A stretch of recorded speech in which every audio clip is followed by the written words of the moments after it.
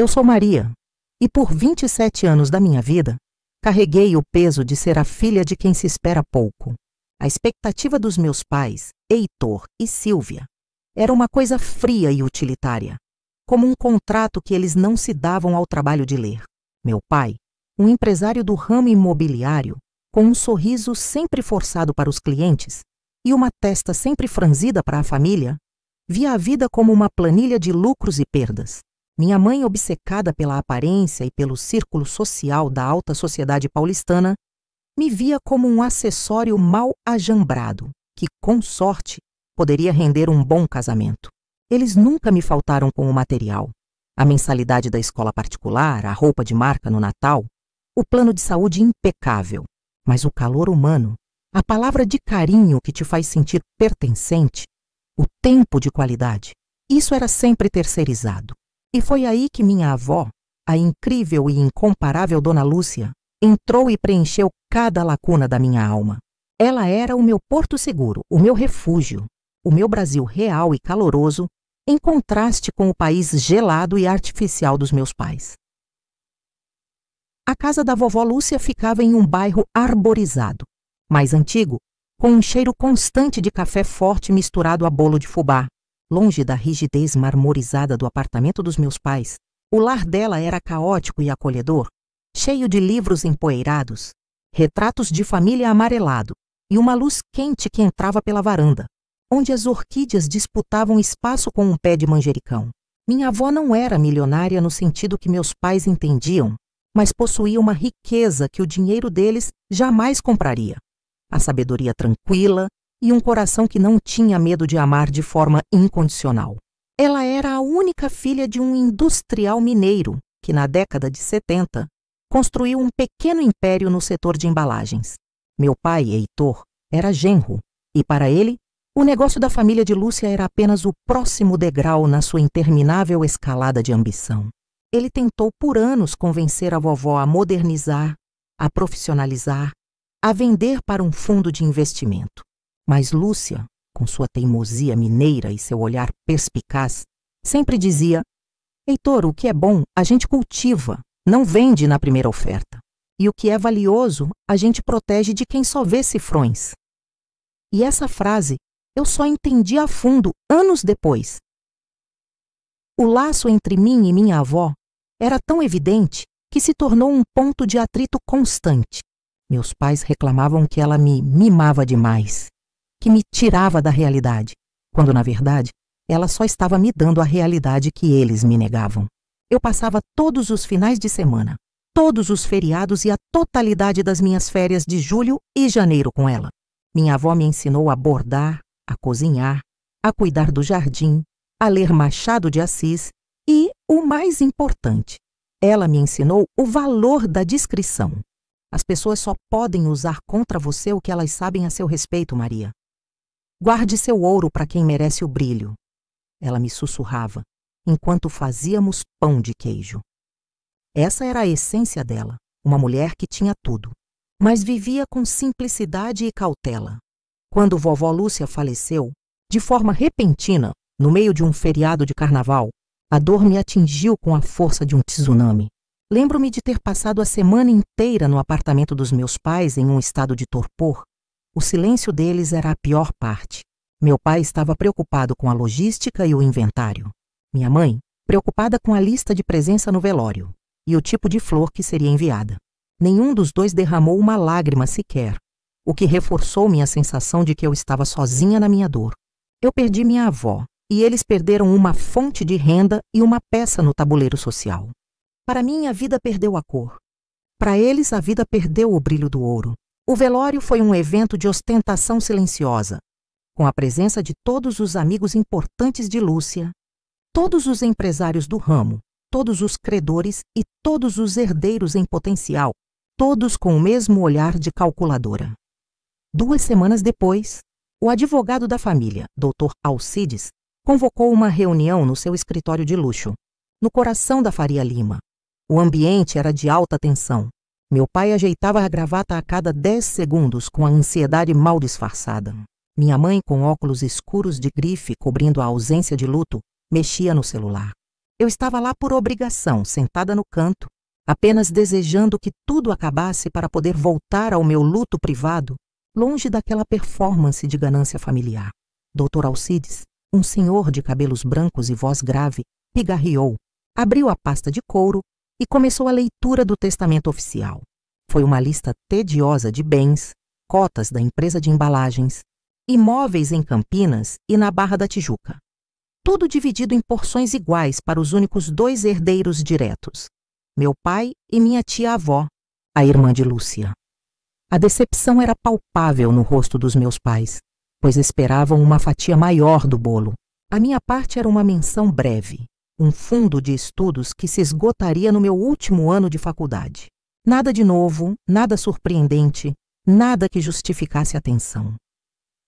O Dr. Alcides, no entanto, fechou a pasta, bebeu um gole d'água e fez um silêncio que durou uma eternidade. Ele olhou diretamente para mim, com uma expressão que eu não soube decifrar, algo entre admiração e pena. Meu pai, impaciente, perguntou: "É só isso, doutor? O inventário da empresa é complexo. Preciso dos documentos para dar início aos trâmites." A minha mãe, finalmente tirando os olhos do celular, assentiu. E foi neste exato momento, neste ponto de inflexão que mudou tudo, que a bomba explodiu, um estrondo tão silencioso quanto o velório da minha avó. Dr. Alcides puxou uma segunda pasta, uma preta e discreta de dentro de uma gaveta trancada, e colocou-a sobre a mesa de mogno. "Aguarde, reitor", ele disse, a voz mais baixa, quase um sussurro conspiratório. Dona Lúcia me instruiu a abrir este documento apenas na presença de todos os citados no primeiro testamento, e após a leitura completa deste. Este é o adendo codicilar secreto, datado de 2 meses antes do falecimento dela. Este, sim, é o testamento que muda o jogo, e ele é endereçado a uma única pessoa nesta sala.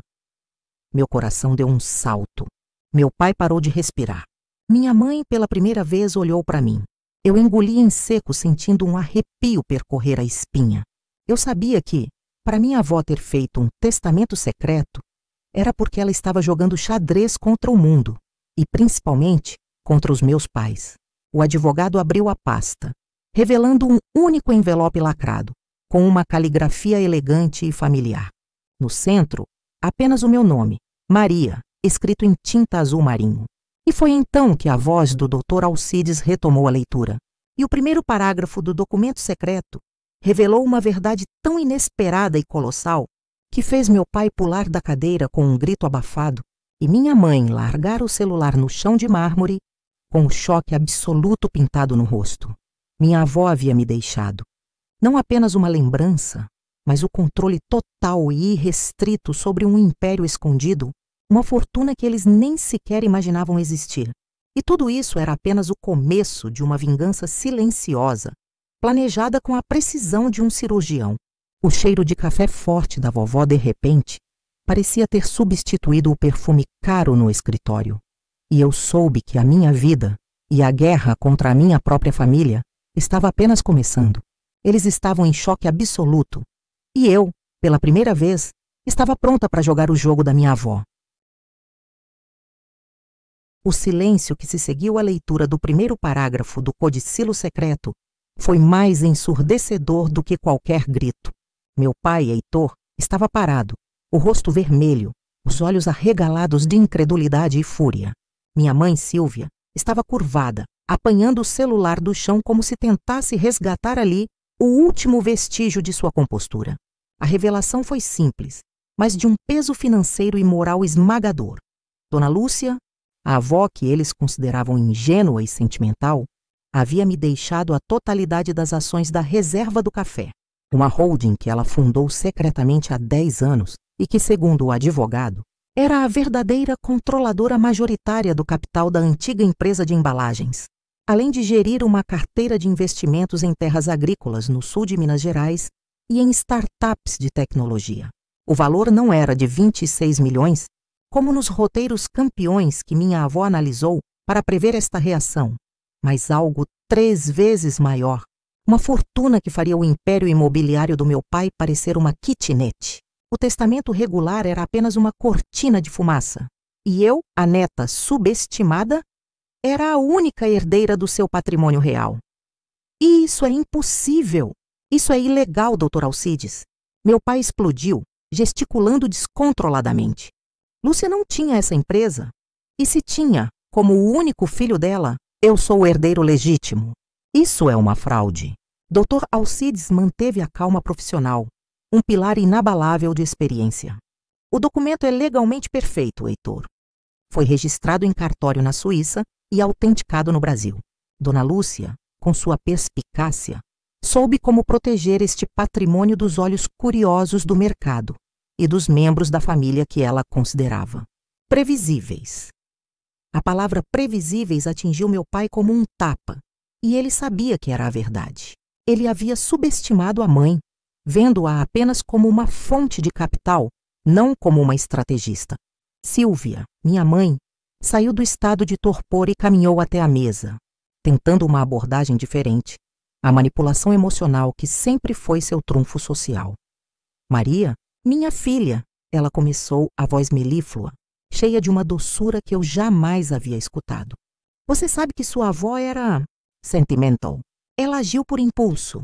Você é jovem, meu amor. Não tem experiência para gerir uma coisa dessa magnitude. Pense bem, isso é um império. Seu pai, com a experiência dele no mercado, pode proteger e multiplicar essa riqueza para você. É para o bem da família, Maria. Deixe o seu pai cuidar disso. Apenas assine uma procuração. Você não precisa se preocupar com nada! Na minha mente, treinada pelas horas que passei ouvindo os conselhos da vovó sobre o caráter humano, deu um alerta vermelho. Aquela frase, para o bem da família, era a senha universal para a traição. Era exatamente o gancho emocional que vovó Lúcia me ensinou a desconfiar. Eu olhei para eles, para o casal que me havia negado amor e presença, e que agora me oferecia afeto falso em troca de milhões. Eu respondi com a mesma calma que meu avô sempre usava ao dar um cheque-mate no tabuleiro. Com todo o respeito, mãe. A vovó me ensinou a assinar apenas o que eu entendo e a confiar apenas em quem me deu amor e apoio de verdade. E o testamento dela deixou bem claro quem ela confiava. Eu peguei o codicilo e li em voz alta a parte que vovó Lúcia fez questão de sublinhar. Deixo o controle de todo o meu patrimônio real à minha neta, Maria, não por direito de primogenitura ou laços de sangue, mas por direito de convivência, afeto e caráter comprovados. E a nomeio administradora única, com plenos poderes para dispor dos bens, sem a necessidade de consentimento dos seus pais, Heitor e Sílvia, cujas prioridades financeiras demonstraram ser incompatíveis com os valores desta fortuna. A reação foi imediata e violenta. Heitor gritou que eu era uma ingrata, que eles haviam me criado, que eu devia tudo o que eu era a eles. A discussão se arrastou por horas, com meu pai ameaçando contestar o testamento, me acusando de ter manipulado a avó nos seus últimos meses. Ele usou a tática de inversão. Eu era a gananciosa. Eu era a desumana por não dividir o que era de direito dele. Sílvia mudou de tática, indo do mel para a chantagem emocional. Se você fizer isso, Maria, você vai destruir seu pai. Ele vai perder a empresa que ele tanto lutou para manter. Você vai se arrepender de ter feito isso com a sua própria família, no dia em que precisar de nós. Naquela noite, meu pai me deu um ultimato. Ou eu transferia a gestão da reserva do café para ele, ou ele me deserdaria emocionalmente, cortaria todos os laços e me processaria até a última instância. Eu olhei nos olhos dele e vi o monstro que vovó Lúcia havia tentado me proteger por anos. Eu peguei minha bolsa e caminhei até a porta sem uma palavra. Dr. Alcides me seguiu, entregando-me o envelope que continha o extrato consolidado da holding e um cartão de visita de um novo advogado, especialista em litígio familiar e proteção de ativos. Dona Lúcia previu isso, Maria. Ela não deixou apenas dinheiro. Ela deixou a sua defesa pronta. Seu caminho agora é de guerra, mas é o caminho que ela pavimentou. Ao sair daquele escritório, senti um alívio frio, a sensação de quem atravessou o fogo e saiu intacto.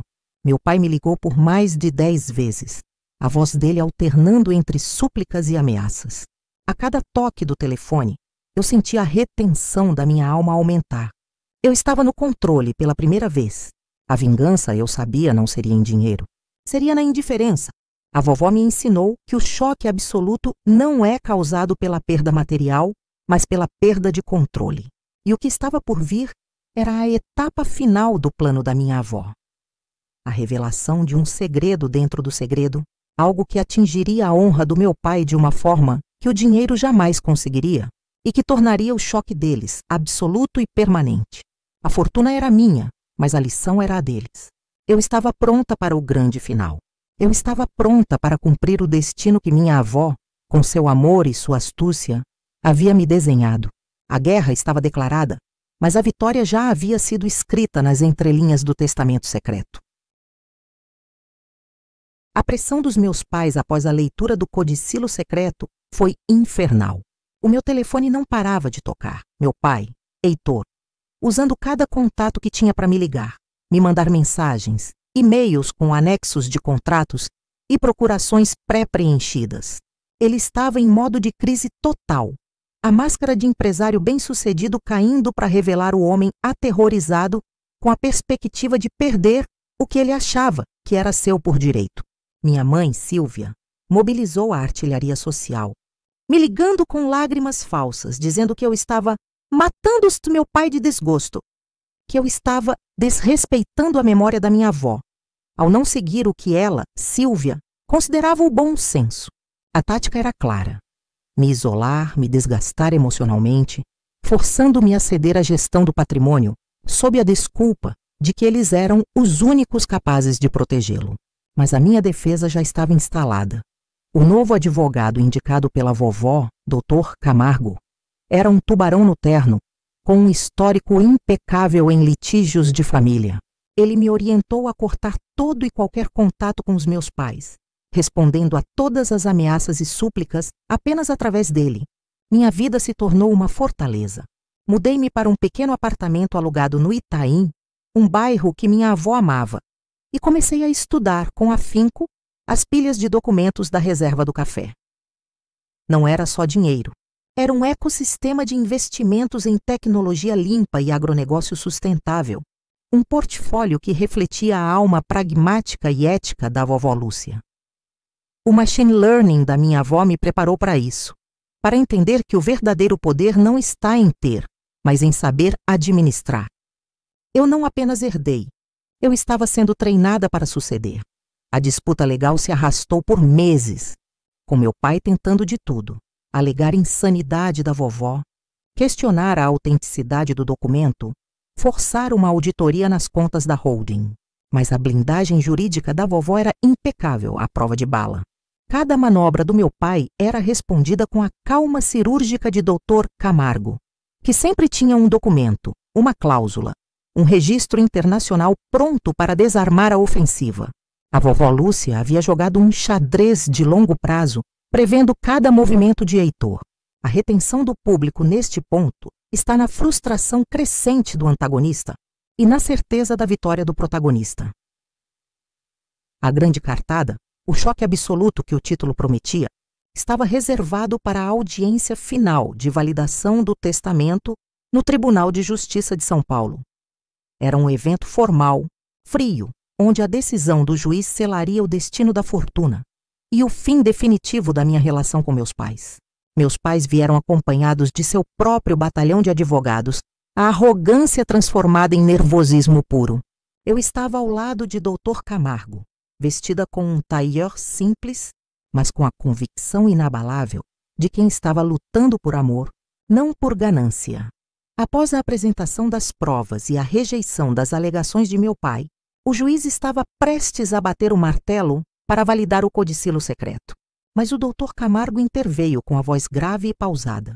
Com a devida licença, Excelência, antes do veredito final, há um último anexo ao codicilo secreto que Dona Lúcia me instruiu a apresentar neste momento.